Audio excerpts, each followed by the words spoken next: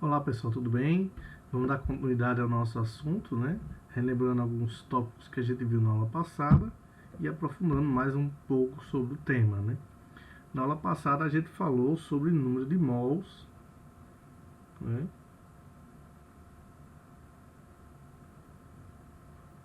Mols, que eu disse que ia falar na próxima aula. Chegamos nessa próxima aula, né? O nosso N, né? O número de mols, que surgiu na equação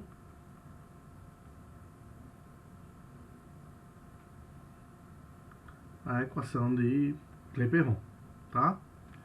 E o que é esse número de mols? Vamos contextualizar. Primeiro, o que é o mol?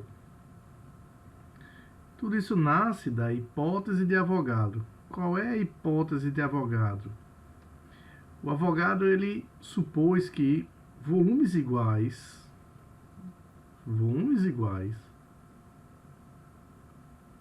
de gases diferentes nas mesmas condições de temperatura, pressão, eles vão conter o mesmo número de moléculas, tá? Vão conter o mesmo número de moléculas. Então nós estamos falando de volumes iguais com a mesma temperatura e pressão, ou seja, nossas variáveis, né, variáveis de estado, de gases diferentes vão conter número de moléculas iguais, tá? Veja aqui o exemplo. Eu tenho essas moléculas, tem uma massa molecular menor e essas moléculas aqui que tem uma massa molecular maior. Mesmo sendo gases diferentes, com massas moleculares diferentes, pela hipótese de Avogadro, eles têm o mesmo número de moléculas, tá? Que são a quantidade de moléculas presente nesse gás, tá? Essa quantidade aqui. A partir dessa hipótese, o Avogadro, né, supôs que existe um número de moléculas contidas em um determinado pacote chamado mol. O mol nada mais é do que um pacote de moléculas, ou seja, um número fechado de moléculas contido em determinado gás, em determinado recipiente, tá? Então, o que quer dizer um mol? Um mol quer dizer o número de Avogadro, que é esse número aqui, 6,02 vezes 10 a 23 moléculas contidas dentro desse recipiente. Então, um mol é o número de Avogadro de moléculas contidas nesse recipiente, tá? Então, quando eu digo um mol de oxigênio, aí eu tenho um número de Avogadro de moléculas de oxigênio, tá? Dentro do recipiente e assim por diante. E a gente vai ver que para cada gás eu tenho a massa contida em um mol, né? Por exemplo, o oxigênio, eu tenho a massa molecular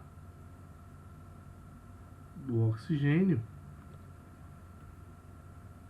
32 gramas, ou seja, eu tenho 32 gramas em um mol de oxigênio, tá? Isso aí vocês vão usar mais em química, mas eu estou adiantando aqui. Então, a massa molecular do oxigênio é 32 gramas, né? Eu tenho 16 mais 16, porque é O2, então 32 gramas contidas em um mol, tá? Então, a partir desse número de moléculas, eu tenho condições de encontrar também a massa de gás contida dentro desse recipiente. E é essa relação que me faltava para fechar o que a gente começou na aula passada, que foi a equação de Clapeyron. A gente simplesmente supôs, né, adicionamos esse termo aqui, número de mols, mas o número de mols ele não vem do nada, né? O número de mols ele vem da massa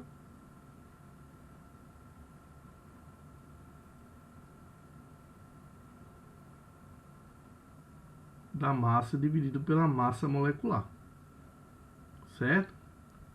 Ou seja, a massa da substância vai ser o número de mols vezes a massa molecular. E essa massa molecular é a massa contida em 1 mol daquela substância. Por exemplo, o oxigênio, o O2, massa molecular 32 gramas por mol. Se eu tiver 1 mol, então multiplicando aqui 1 mol vezes 32 gramas por mol, eu vou ter apenas 32 gramas, tá? Então, agora, as minhas variáveis de estado, eu tenho pressão, volume, temperatura e indiretamente a massa do gás, tá certo? Então são essas variáveis primeiras aqui, as principais, e essa outra que a gente pode estar encontrando também, ok? Então, onde é que a gente usa isso? Né? Sempre que tiver alguma relação com massa ou número de mols, né? Obviamente com as outras variáveis de estado. Por exemplo, um reservatório cujo volume, então eu tenho volume 0,15 metros cúbicos, contém 480 gramas. Então esse aqui é a massa, 480 gramas de oxigênio. Então o meu gás é oxigênio, O2. Há uma pressão de 2,0 vezes 10 a quinta newton por metro quadrado, tá? Então notem que tudo isso aqui está no sistema internacional, né? Menos a massa aqui. Aqui está em metro cúbico, aqui está em newton por metro quadrado. Newton por metro quadrado é o que a gente chama de Pascal, é a unidade padrão de pressão, né? Padrão no sistema internacional. E volume em metro cúbico. Até aqui tudo bem. Então, primeira pergunta: quantos mols de O2 existem no reservatório? A gente sabe que 1 mol de O2 corresponde a 32 gramas, tá? Por quê? Não, porque o oxigênio, 16, aqui são duas moléculas, dois átomos de oxigênio formando uma molécula, então dá 32 gramas presente nessa molécula. E aí, quantos mols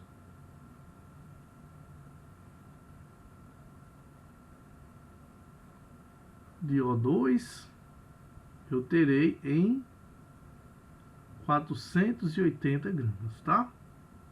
Então, quem quiser pensar assim, como regra de 3 pode pensar, quem não, fique bem à vontade, mas esse x vai ser o quociente entre 480 e 32, isso dá 15 mols, tá? Isso dá 15 mols.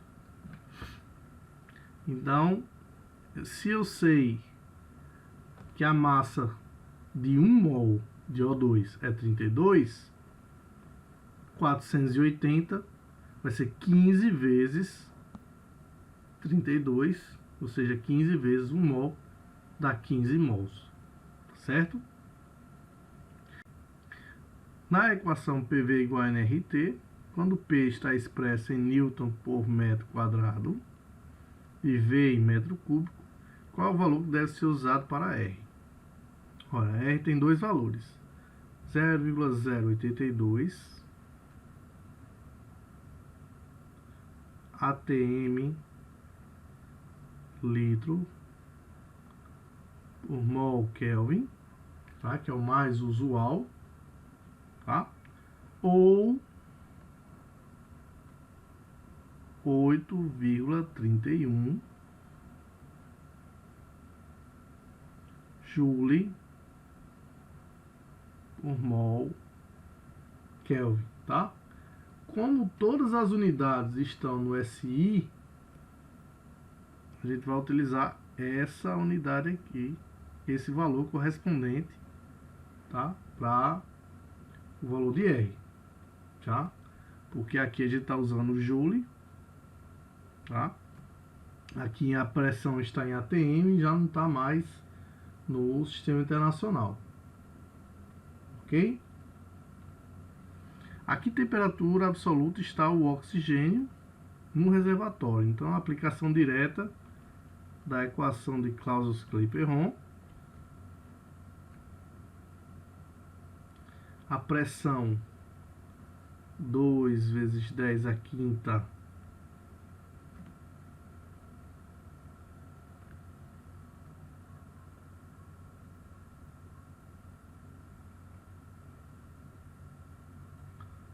vezes 10 à quinta Pascal. O volume 0,15 metros cúbicos. O número de mols a gente encontrou foi 15 mols, dado a massa. O R vai ser 8,31 e a temperatura é a temperatura daquele estado, com aquela pressão, com aquele volume, com aquele número de mols, tá? Que se quer saber. Bem, resolvendo isso daqui, a gente vai encontrar a temperatura de 240,7 Kelvin, ou menos 32,3 graus Celsius, que é a resposta da letra D, tá? Então, essa equação ela é bastante utilizada, faz a nossa análise do gás com relação ao número de mols, assim como a massa molecular.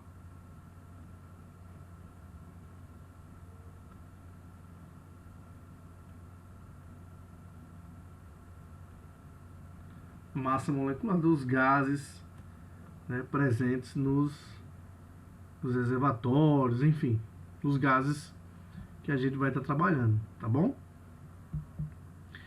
Modelo cinético de um gás.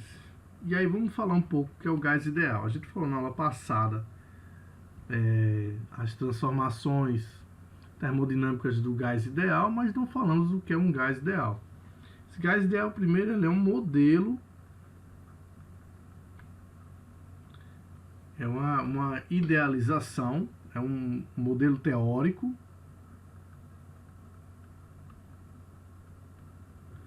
que cabe muito bem para diversos gases, né?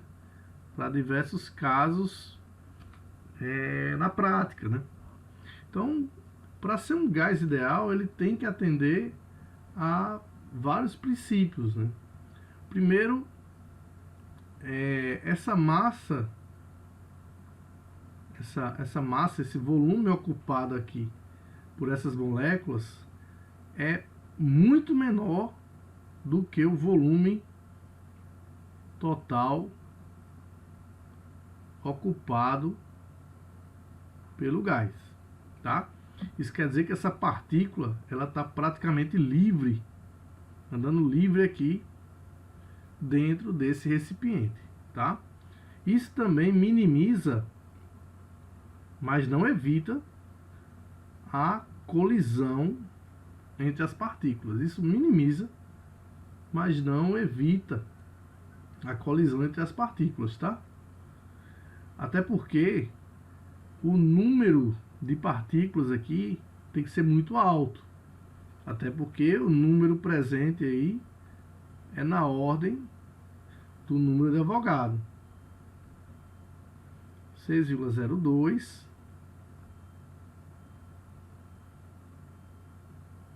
vezes 10 a 23.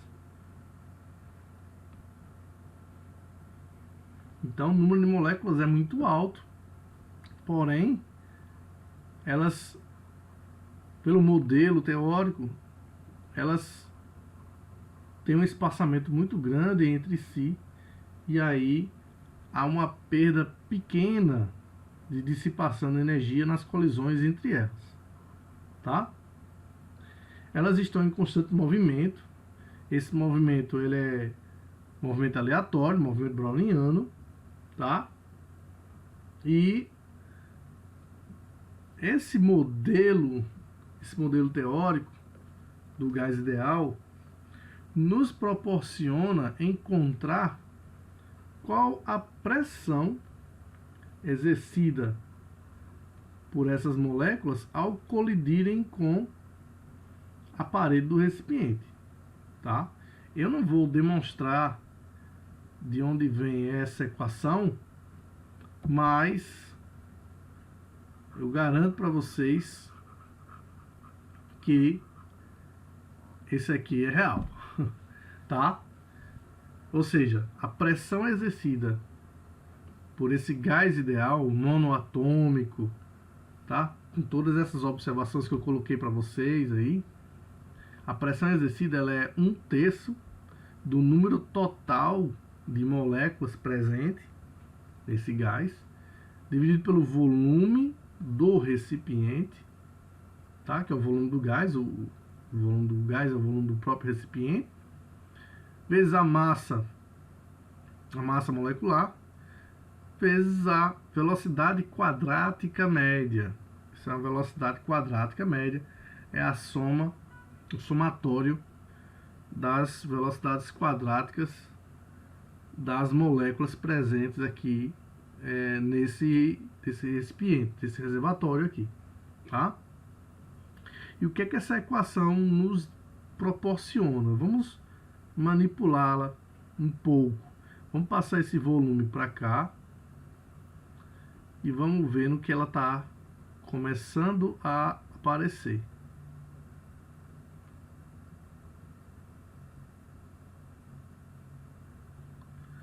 Bem, a gente sabe que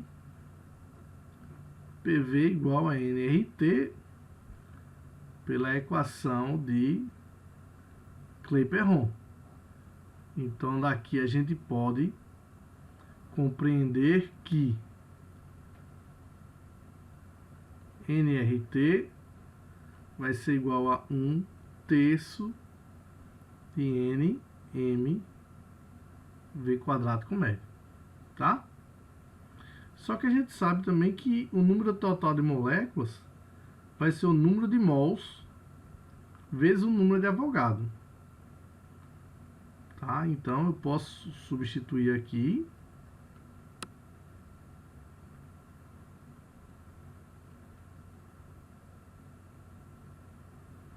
Então esse N vai ser o número de mols vezes o número de Avogadro.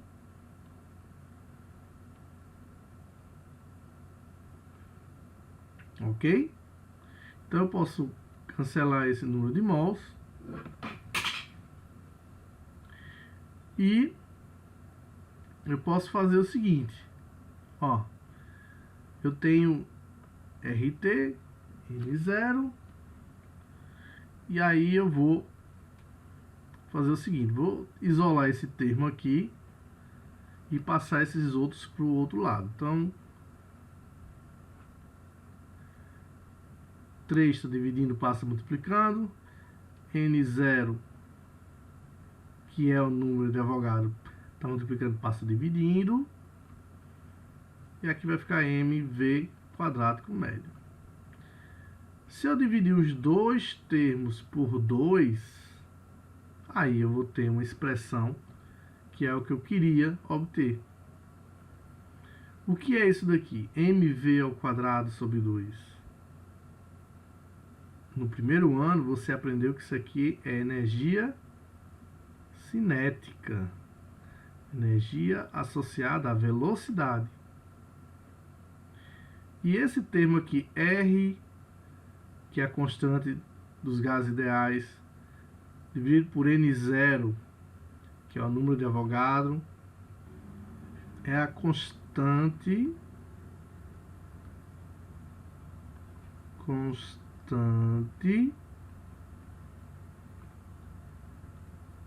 de Boltzmann, tá? Cujo valor, esse valor de K minúsculo, corresponde a 1,38 vezes 10 a menos 23 joule por Kelvin, tá? Gente, qual o aspecto físico aqui mais importante desta expressão? A energia cinética dessas moléculas, desse nosso modelo ideal, que é o gás ideal, a energia cinética, ela é diretamente dependente, diretamente proporcional à temperatura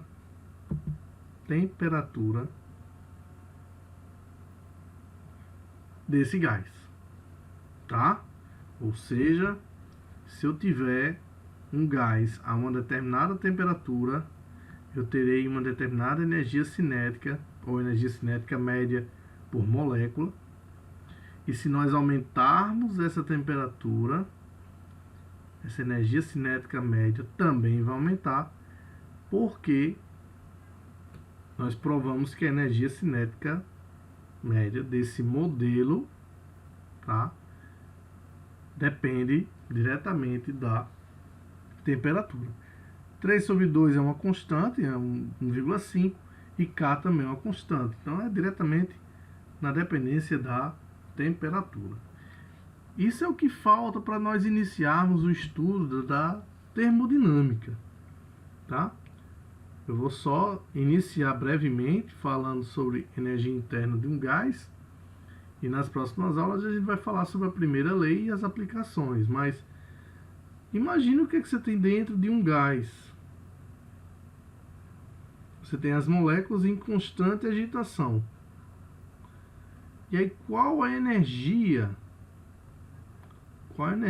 que você tem internamente a esse gás?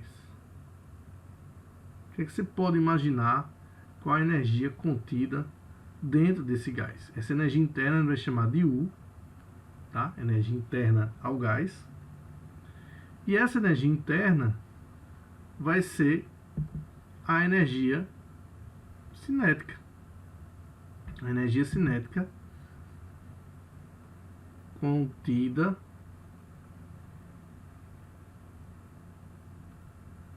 nesse gás.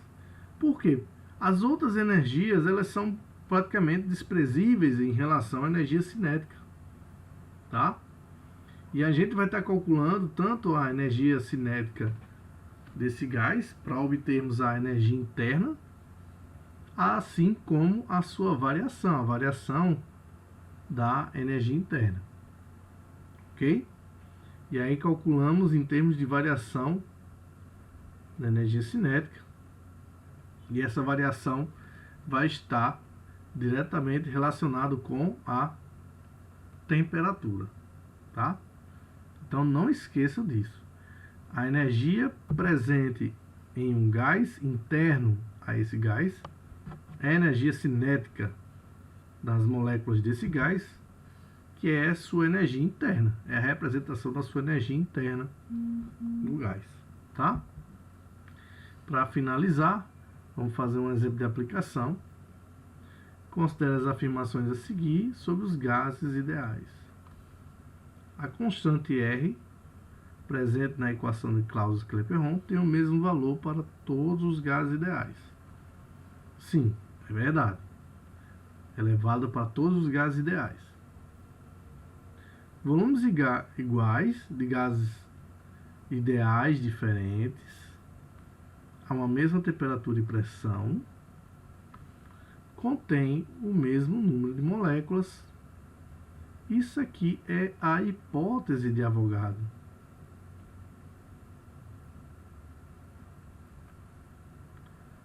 hipótese que na verdade hoje a teoria já é mais que comprovado isso aqui, né? Mas isso aqui é verdadeiro também. E esse último, a energia cinética média nas moléculas de um gás ideal, é diretamente proporcional à temperatura. Isso aqui é fundamental, tá? Como a gente viu, a energia cinética média, 3 meios de kT, diretamente proporcional à temperatura, tá bom? Então as três estão verdadeiras e deu pra gente fazer uma revisão dessa aula de hoje, tá? Próxima aula a gente vai começar a falar da primeira lei da termodinâmica e vamos falar das aplicações da energia interna, né? A variação da energia interna com a realização de trabalho. Um grande abraço e até lá.